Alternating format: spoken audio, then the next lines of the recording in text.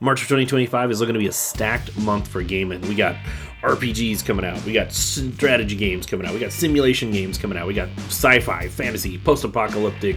There's a ton of great stuff coming out. So welcome to Game Conclave. I am VBerg. If you enjoyed the video, give us a like and subscribe. But without further ado, let's just hop right into the top 10 games of March. Assassin's Creed Shadows is one of the most highly anticipated games of the year. Don't believe me? Check out any forum, thread, tweet, or Reddit post about it. Its haters can't wait for it to crash and burn, and some other folks can't wait to play it. And the best part is, no one knows what the hell's going to happen when this game releases. Is it going to be a real return to form for the series? Is this going to grab folks like 2, Black Flag, or Odyssey did? Or is it just going to collapse under the weight of all the map icons and kill Ubisoft? Who knows? But we love the hell out of Assassin's Creed, and, well, we just hope it's a damn good game. The fan base has been begging for a Japanese setting since the first game came out, and, well, it's finally going to be here at the end of the month. Assuming there's no more delays this time around. It's been delayed like 5 times or something. But yeah. We're getting a dual protagonist setup like we had back in Syndicate. We're going to be playing as Naoe, a fictional Japanese kunoichi, or for the first time as a real-world person, Yasuke, who is a samurai in the game. In the real world, he was a retainer of some sort for the warlord Oda Nobunaga, who attempted to unify Japan. The game begins in the year 1579, which is when the Tensho Iga War transpired between the Oda clan and the Iga Sokoku Iki. The Iga clan were famous for their ninjas, so it's probably pretty safe to assume, and also based on what we've seen in trailers, that Naoe and Yasuke are not going to be friends in the beginning of the game, because Yasuke works for the dude who destroyed most of her clan. So, yeah. Naoe can utilize stealth, smoke bombs, kusarigama, katanas, grappling hooks, and kunai to kill, distract, and evade her foes. Yasuke, who lacks stealth because he's a big-ass dude in armor, is going to utilize katanas, the kanabu, and an arquebus to make lots of noise while he kills stuff. No, seriously, these guns are loud, so yeah. Each character will have a handful of specific missions for just them, but they have stated that most of the game can be played with whomever you want. There's dialogue decisions to make that can affect how quests play out and some aspects of the story. They've also added in a canon mode that just lets the game play out. If that kind of stuff stresses you out, you don't need to worry about it. So, I don't know about you, but we're excited to see whether this game flippity-flops like a sad flapjack or sells out like hotcakes. We'll all find out when this game finally hits the Xbox Series X and S, PS5, and PC on March 20th.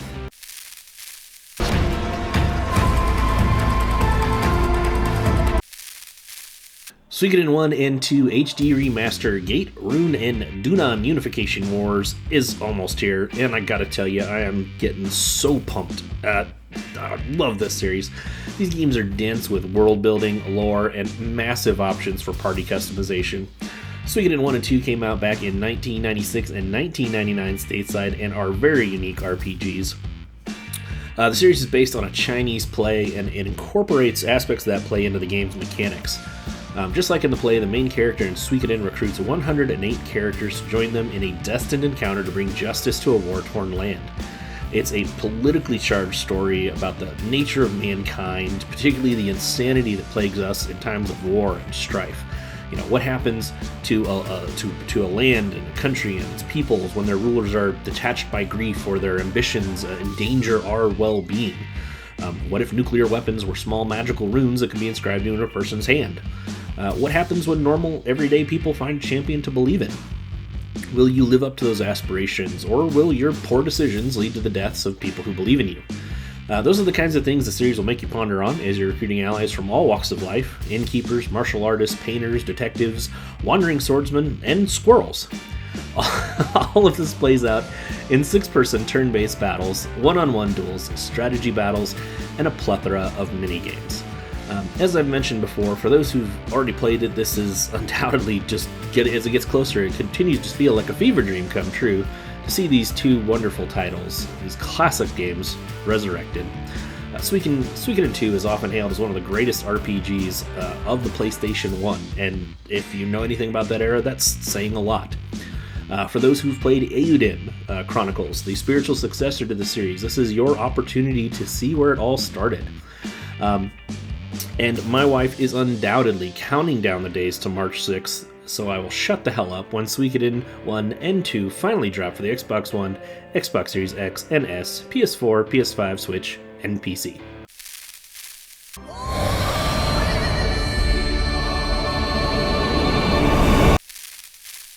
Split Fiction is coming to us from Haze Light Studios. They gave us the fantastic co-op experiences A Way Out and It Takes Two, and Split Fiction looks like it's going to be living up to the legacy those two games have already created for the studio, as one that's just totally dedicated to bringing people together in couch co-op or online co-op experiences. In Split Fiction, we'll be playing as Mio, a science fiction author, and Zoe, a fantasy author, who have become trapped in a simulated reality version of their novels by a tech company masquerading itself as a publisher in order to steal people's ideas. Kind of hilarious given how much of YouTube's become flooded with AI-generated bullshit these days. Anyways, these two strangers will have to learn how to trust one another and overcome all sorts of puzzles and obstacles that their own imaginations are throwing at them. You'll fight against giants, control droids to hack computers, tame dragons for flying and combat, wall run and grapple with cyber whips, and become a tasty sausage who lives out his fantasies of getting grilled. And just like their previous titles, when you purchase a copy of the game, it comes with a friend pass so you can gift the game to another person to play with you for free. Cross-platform play is going to be supported for day one, so grab your kiddo, your significant other, a good friend, hop into what's sure to be one of the best games of the year on the Xbox Series X, NS, PS5, or PC on March 6th.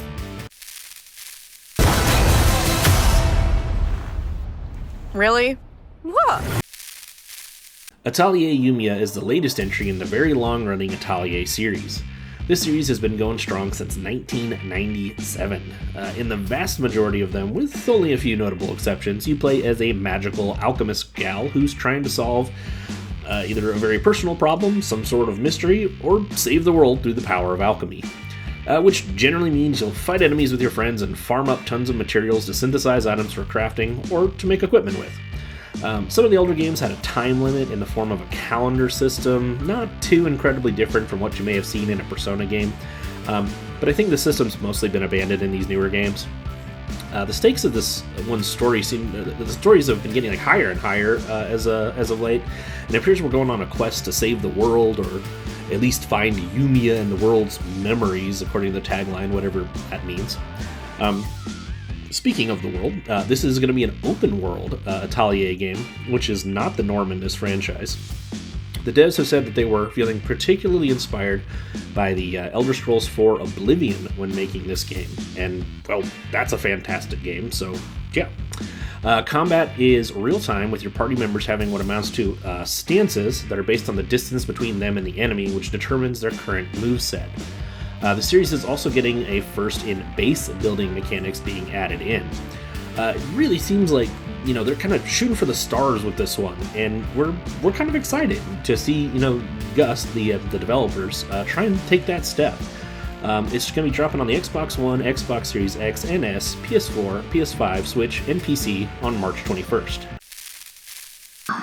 禁忌を破った悪人だったのか。Bleach Rebirth of Souls is a licensed fighter based on the very popular Bleach anime and manga series. It's going to be a 1 vs 1 fighter, 3D fighter, where you'll attack, block, and break your opponent's guard. You'll need to master reverse attacks to buff yourself or cancel your opponent's attacks, and the Awakening system, which is like transformation effects that will result in new movesets and enhanced skills from your characters, transformations, or bankais. The story mode is going to cover from the Substitute Soul Reaper arc through the Arrancar arc, which, in my opinion, is basically the best parts of Bleach, so yeah, that works for me. There's 27 characters that have been confirmed so far, including Ichigo, Byakuya, Kenpachi, Rukia, Soifan, Ishida, Rangiku, Gin, Yoruichi, and more. There's a season pass that's already been confirmed. It's going to add in 4 additional characters at a later date. So if you're a big Bleach fan, or you're just looking for a new fighter to sink some time into, pick this one up when it drops on March 21st for the Xbox Series X and S, PS4, and PC. What? Who are you? Xenoblade Chronicles X Definitive Edition will free the poor, neglected entry of the Xeno series from its dead Wii U prison. Xenoblade Chronicles X is the second entry in the Xenoblade series, and the seventh entry in the third iteration of the Xeno series, which also comprises of Xenogears and the Xenosaga trilogy. I don't know why any of those games aren't available on modern consoles. I just kind of assume Bandai Namco and Square Enix have some sort of allergy to making money, but yeah. The Xeno games are known for delving deep into Jungian psychological themes and Gnosticism. In Xenoblade Chronicles X, you play as a custom-created character who is a member of Blade. And in the year 2054, humanity has found itself caught between an interstellar war of two warring alien species. We're forced to abandon our home on interstellar arcs to flee the impending destruction of Earth. You will board the White Whale, which is one of these arcs, and finds itself under attack and crashes on the planet Mira. You're awoken from stasis by Elma and tasked with helping her find the scattered life pods that have been dropped all over the planet to help rebuild humanity's new home, New Los Angeles. From there, you're thrust into a massively gigantic open world with a hybrid action combat system where you'll fight various threats both on foot and in your giant mech known as a Skrell, while uncovering the mysteries of your new home. This remake will feature enhanced visuals and new story elements that are going to tie it more, believed anyway, to tie it more solidly into the other games of the Xeno series. This one's going to be a Switch exclusive and is dropping on March 20th.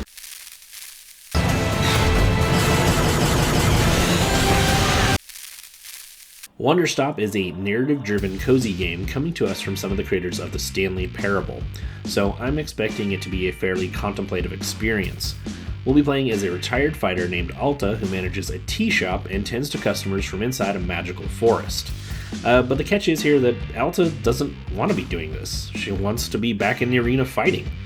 And some of the developers are getting a really good interview about how they were feeling really super burnt out after developing some of their other games. And they thought to themselves, well, maybe I'll make a cozy game. Those are relaxing games. Maybe it's relaxing to make. And, well, it turned out it wasn't very relaxing to make the game.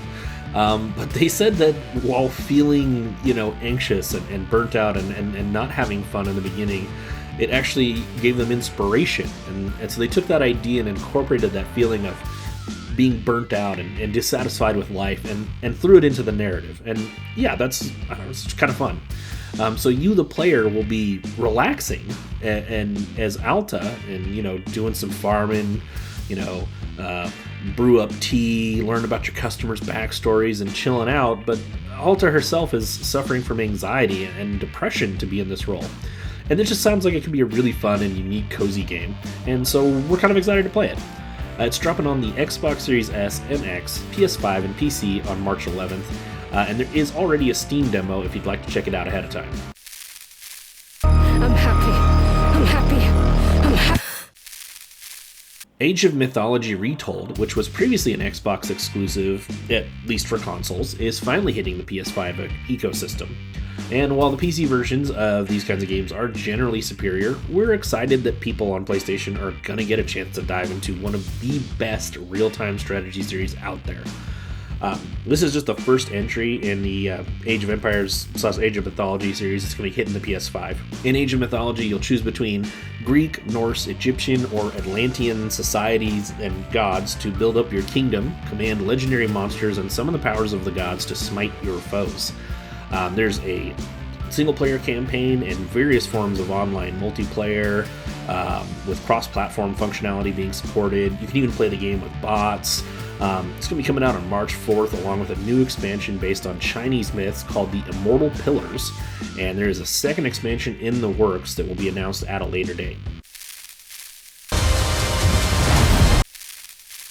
2 Point Museum is developed by 2 Point Studios, who also brought the fantastic 2 Point Campus and 2 Point Hospital. This is a simulation title where you will design and manage a museum. You'll send experts out to acquire artifacts to display in your museum, you'll hire guards to keep robbers out and children off of the exhibits. You'll also maintain your staff's morale and woo donors into continuously donating their dinero. And most importantly, you'll need to keep the guests happy, the toilets need to be tidy, and the refreshments ready, and the gift shops need to be filled with goodies. If you've never played a 2-point game, these are seriously some of the best tycoon/management sim games out there. They make very charming and fun games that you can just get sucked into for an endless amount of hours. If these kind of games are your jam, this one's going to be on the Xbox Series X, NS, PS5, and PC on March 4th. You can't spell museum without you and me. Atomfall is coming to us from Rebellion Games, known best for their Sniper Elite series. This is a first-person action survival game with some light RPG elements, so lots of comparisons are going to be made to the Fallout series, especially since Atomfall is set in an alternate history in the English countryside where a nuclear accident based on the Windscale fire incident of 1957 had a much larger impact than it did in the real world. You'll have to manage your health and your heart rate, and various actions you take can cause your heart rate to spike up, which can actually affect your vision and hearing in the game. The devs have stated that Metro and BioShock were major inspirations. The game's going to take place in zones, not an open world, but these zones are said to be very dense and focused heavily on player choice. From within the nuclear quarantine zone that you'll be in, you'll be fighting against mutants, doomsday cultists, and wacky British robots. You can employ stealth, guns, or melee, and the developers have even said that you can clear out the game without killing a single person. So everyone out there dying for a game to do a pacifist run in, here you go. I love a good post-apocalyptic setting. I'm not 100% sure this is technically post-apocalyptic, because it takes place like in a specific quarantined area 5 years after a incident at a nuclear power plant, but I don't know, all the themes and imagery, it's close enough for me. I'm interested. So yeah, this one's going to be dropping on the Xbox Series X and S, PS5, and PC on March 27th.